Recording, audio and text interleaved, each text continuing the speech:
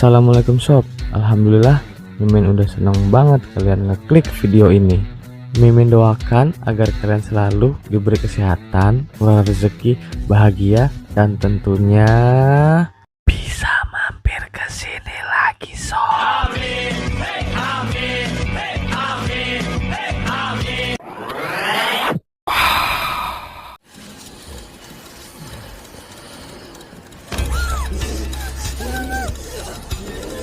Zombie. Mungkin itu sebutan yang cocok buat orang yang terkena virus di film ini yang rilis di bulan April kemarin. Ada sesuatu hal aneh terjadi. Setiap kali setelah zombie memangsa korbannya, dia seakan terdiam, tak bergerak sama sekali selama 32 detik. Sesuai judul di film ini sob.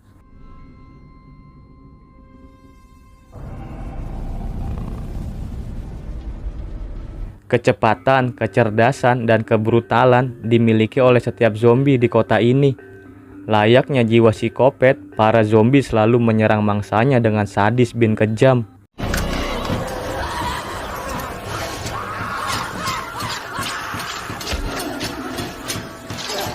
Kota kecil di pinggiran dermaga di negara Argentina akan menjadi sebuah sejarah kemunculan virus terbaru.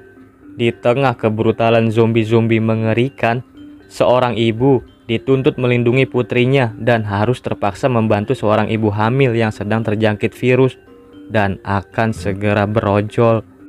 Penyelamatan yang mendebarkan bakalan hadir di film ini.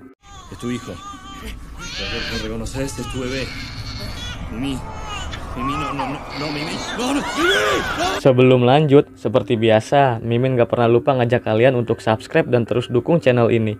Mudah-mudahan Mimin bisa cepet-cepet berangkatin haji emas sama bapak ya. Kobul.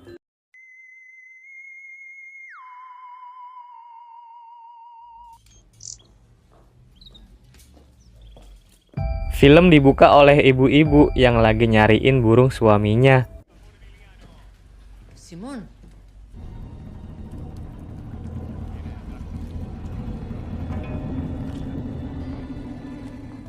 Beralih ke seorang wanita bernama Iris yang sedang bersiap berangkat kerja. Disambut suami serta anaknya yang tiba-tiba datang, Hafi dan Tata. Tata yang belum pulih lukanya, ia ingin ditemani sang ibu. Mau nggak mau, Iris mengajak Tata ikut ke tempat kerjanya yang berprofesi sebagai sirikiti di sebuah gor yang sudah lama tidak aktif.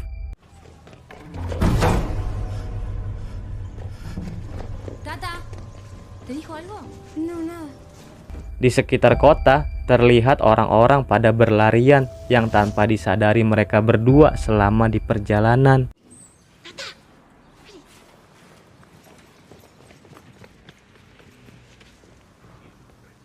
Sesampainya di dalam, Tata sedikit iseng dengan tingkah lakunya. Maklumlah, namanya juga anak-anak sob. Iris yang akan berkeliling gedung menyuruh Tata untuk menunggunya sebentar di lapangan indoor yang agak becek. Supaya tak kesepian, beberapa bola basket siap menemaninya di sana.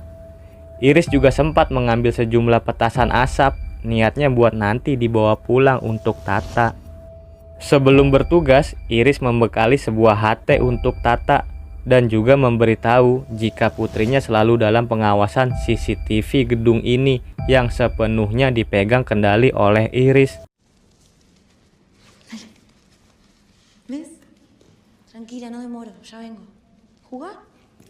Setelah kepergian ibunya, tanpa disadari Tata, dari pantulan air yang mengarah ke jendela,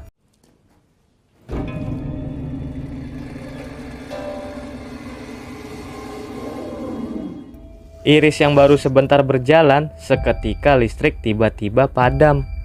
Ia pun menghubungi Tata agar tetap tenang dan tak terlalu cemas. Lalu, ia pun lekas menghidupkan saklar yang tak jauh berada di dekatnya.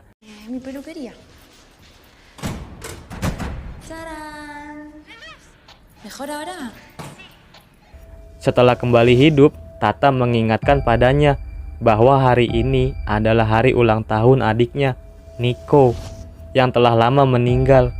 Berhubung di waktu yang kurang tepat, Iris tak mau larut bersedih. Dikarenakan baterai HT-nya yang sudah lowbat, Iris coba menenangkan Tata dan akan segera kembali. Namun, di saat bersamaan, ia mendengar suara ribut-ribut di luar.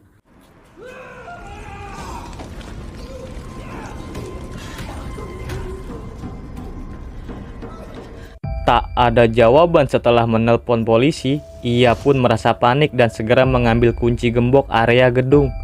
Tanpa disadarinya, terlihat seseorang menerobos masuk ke gedung tersebut. Setelah menggembok satu persatu pintu, Iris pun langsung menuju ke ruangan Tata berada. Akan tetapi, di sana ia hanya mendapati skateboard dan HT yang tergeletak di lantai.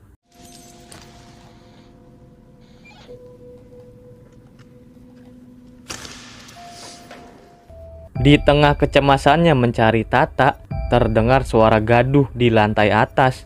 Seseorang tiba-tiba muncul dan berusaha menyerangnya.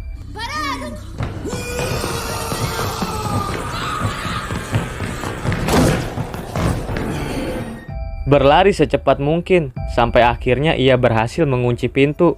Bingung akan kejadian tersebut, Iris coba melihat keadaan di luar.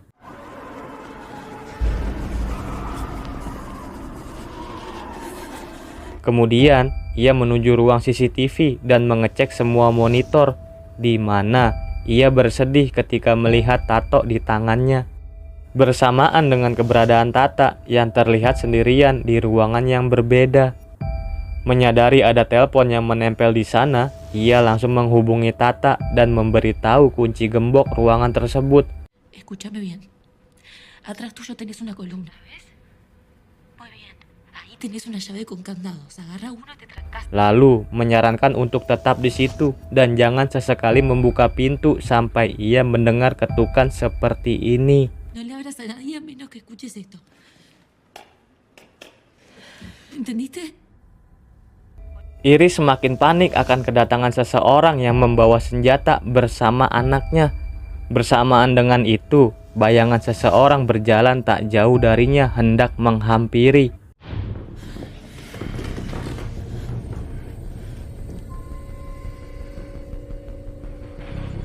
Situasi saat ini yang kita tahu sedang chaos, Iris mencari tempat untuk bersembunyi. Tanpa diketahuinya, sang anak yang belum sempat selesai menggembok, ia harus kedatangan tamu tak diundang. Mama?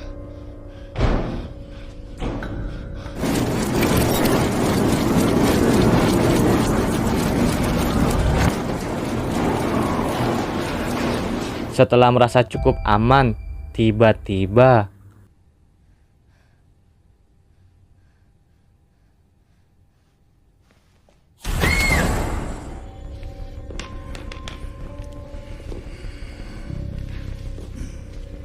di saat yang mendebarkan, ternyata dia adalah orang yang sudah resmi menjadi zombie dan sedang mengincar Iris yang berada di ruangan tersebut.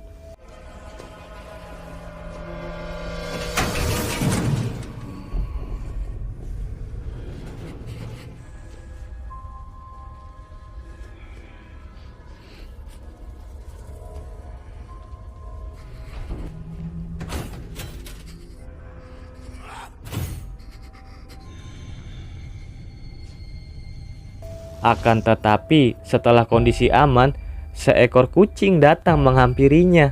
Otomatis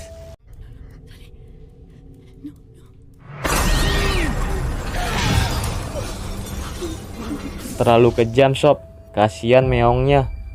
Di saat zombie yang terdiam setelah kelakuan gak ada akhlaknya, Iris pun bergegas pergi, lalu mengecek keberadaan Tata di setiap CCTV di HP-nya.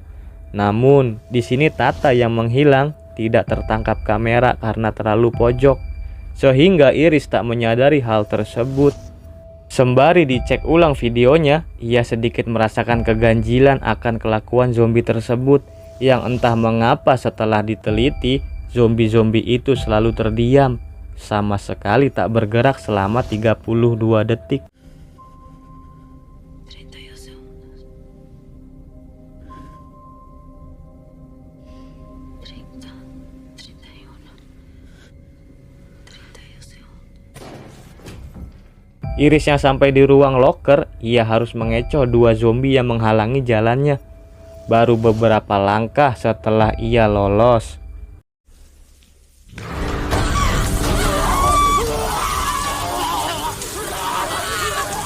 Aneh bin ajaib, zombie yang satunya justru menarik temannya. Mungkin karena lagi ada masalah kali ya sob.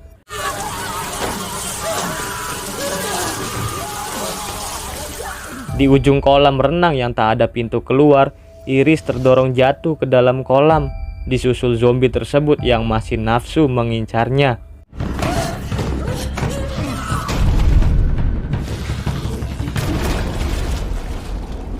Tanpa diduganya, Iris bertemu seseorang yang sudah terdahulu berada di dalam air. Pria itu menenangkannya sembari menyaksikan gaya ngobok-ngobok acak adul berenangnya si zombie. Lalu, mereka pun segera ke permukaan.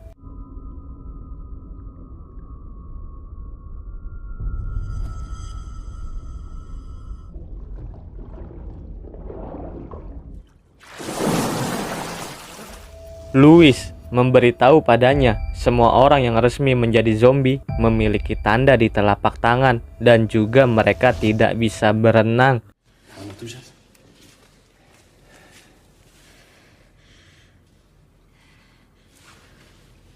Iris memberitahu kalau ia sedang mencari anaknya, dibalas Louis yang ingin membantunya.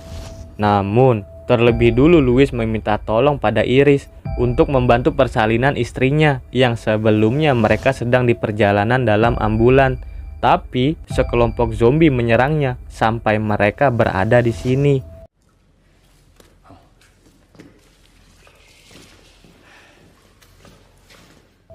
Setibanya di sana, Louis sudah menyiapkan sebuah nama untuk bayinya, Raul, sama seperti nama kakeknya. Ia juga sudah membawa burung merpati di dalam kardus. Dan inilah Mimi, penampakan bininya Louis. Iris, te presento a Miguel.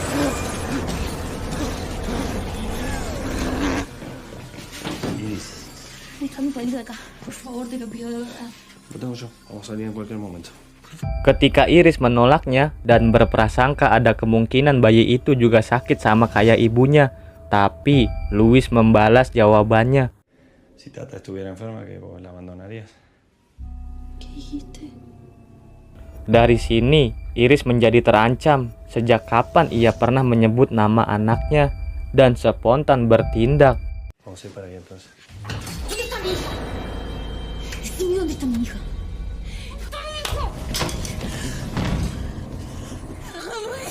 Escucha, yo no soy este, ¿eh? Yo soy un buen tipo, ¿sí? Louis pun meyakinkannya, Tata sudah aman di suatu tempat dan Iris harus gantian menolongnya. Berhubung ada sangkut pautnya dengan Tata, ia pun memberanikan dirinya. Kemudian, mereka segera membawa Mimi ke ruang UKS. Ella estaba rara, estaba como agresiva, ¿no, Mimi? Una noche me despierto. Baru sampai di aula kolam renang yang kering, seketika Iris turun dan mendekati seseorang. Benar saja, tidak bukan dan tidak lain, dialah Hafi, yang sudah tidak mungkin bisa diselamatkan.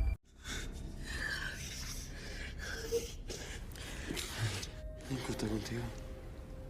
Hoy es su cumpleaños. Di saat Hafi mengeluarkan kata-kata mutiara, Louis menekankan padanya agar lekas meninggalkan tempat ini karena Mimi sudah mengalami pecah ketuban dan juga terlihat beberapa zombie yang berlari di dekat mereka. Haces.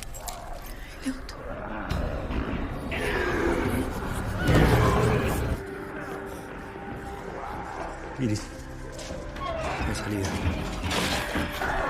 Dame.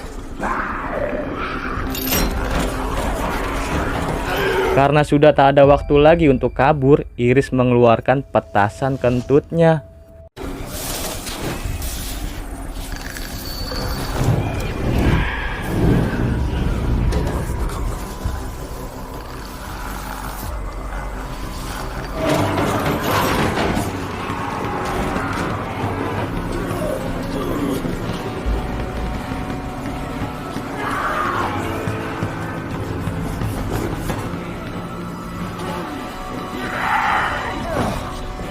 Di dalam kegelapan asap, Louis sempat diserang hingga mereka terpisah sampai-sampai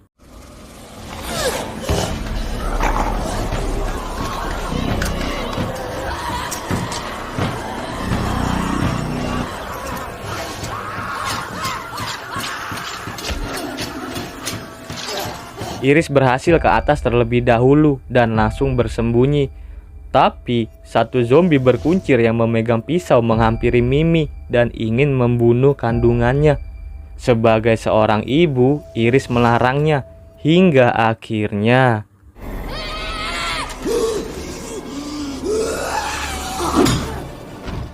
setibanya di ruang UKS dengan bermodal perabotan dan obat seadanya, mereka berhasil melahirkan bayi dari Mimi. Segundo más, estás ahí. Ahí está saliendo. Ahí salió. Setelah memberinya merpati, Louis yakin akan sentuhan seorang ibu kepada bayi yang baru dilahirkan. Mimi, míralo. Yo sé que en algún lugar ella lo reconoce. Míralo, Mimi. Lampu yang padam membuatnya kehilangan Mimi yang membawa Raul bersamanya. Tak jauh melangkah, mereka menemukannya di sudut tembok. Getaran demi getaran tak bisa dihentikan. Louis pun coba membujuknya, tapi hal itu sama sekali tak berpengaruh pada sosok Mimi yang sudah terlanjur resmi menjadi zombie dan terpaksa. Mimi, Mimi, no, Mimi, no, Mimi, no.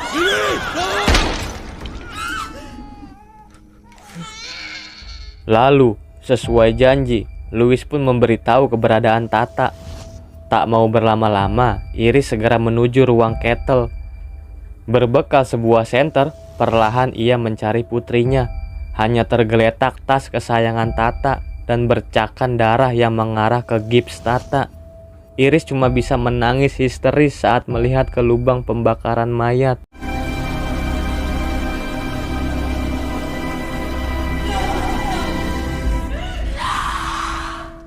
Apalah arti sebuah kehidupan jikalau tidak ada lagi orang-orang tersayang di samping kita?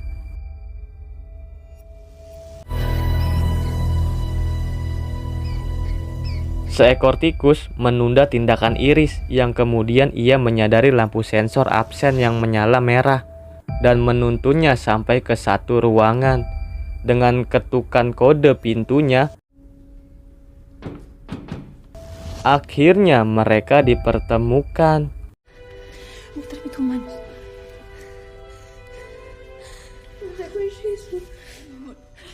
Escúchame. Yo te voy a sacar de acá. Afuera está el auto. Di sisi lain, zombie super itu mengetahui keberadaan mereka. Sementara semua jalan terhalang oleh zombie yang mengharuskan mereka untuk bersembunyi sejenak. Puluhan tikus yang menggelar arisan membuahkan sebuah ide di kepalanya yang berniat mengumpan tikus-tikus tersebut ke kerumunan para zombie di sana.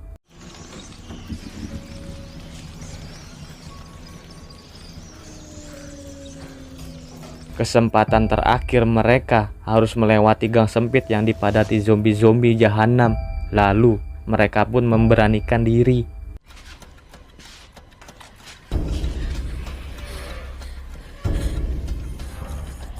Selangkah demi selangkah sambil berpelukan, satu persatu zombie mereka lalui bersamaan dengan waktu yang tidak cukup lama.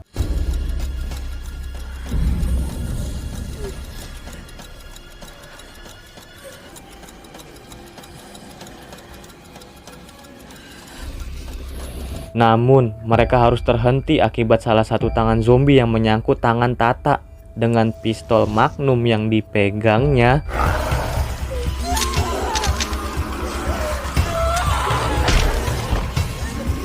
"32 detik berlalu. Semua zombie kembali aktif dan mengejar mereka yang sambil berusaha mencegahnya.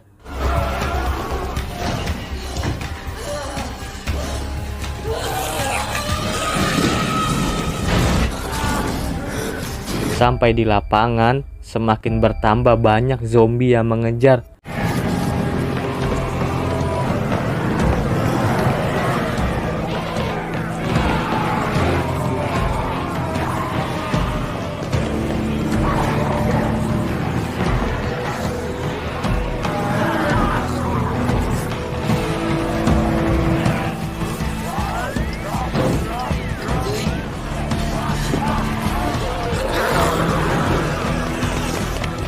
Langkah demi langkah mereka tempuh sampai berhasil masuk ke mobil Harvey. Ban yang kempes tak membuat nyalinya kendor dan memaksa Iris untuk melakukan yang terbaik di dalam. Sampai semua zombie mengerubungi mereka yang ternyata sebuah prank berhasil mengecoh para zombie rusuh.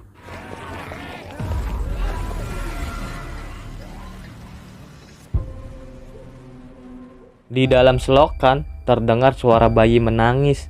Mereka pun segera mendekati Louis yang ternyata sudah terluka parah. Di sini, Louis yang tak mungkin bisa bertahan lagi, ia meminta tolong pada Iris untuk membawa bayinya bersama mereka. Iris, si no llego, te va a tocar cuidarme al gurí. Pergi ke laut, satu tempat teraman di lautan, sebagai permohonan terakhirnya. Akan tetapi belum sempat menjawab, tiba-tiba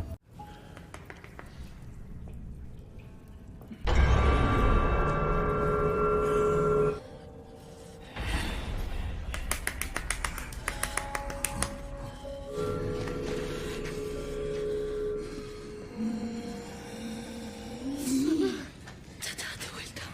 ¿Qué? Escúchame bien. Cuando no sienta más ruido, tenés 32 segundos para salir de acá. ¿Me escuchaste bien? apapun yang terjadi nanti, Iris meyakinkan sang anak agar berlari setelah ia tak mendengar apa-apa. Dengan bermodalkan strapless di tangan, sang ibu pun menghadapi zombie rese tersebut. Feliz cumpleaños, Nico.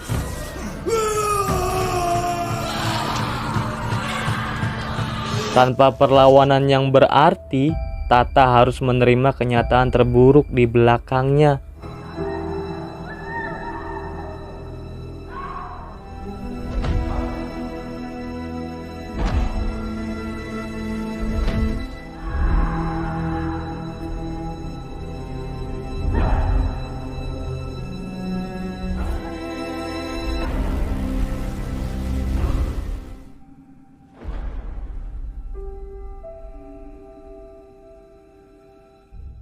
Lalu, Tata yang tidak mau meninggalkan ibunya di sana, ia pun memberanikan diri di sisa waktu terakhir untuk membalas apa yang zombie perbuat pada sang ibu.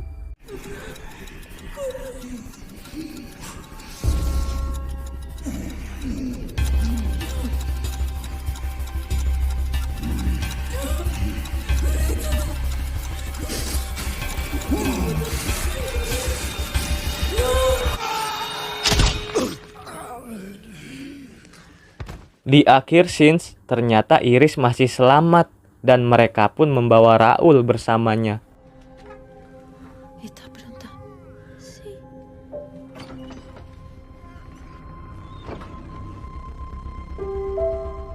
Film pun ditutup oleh bangkitnya zombie yang sudah tenggelam dan kondisi terakhir kota yang masih horor. Cocok ini komplotan zombie edan, lawannya psikopat geblek. Menang mana tuh coba, udah mati pada hidup lagi.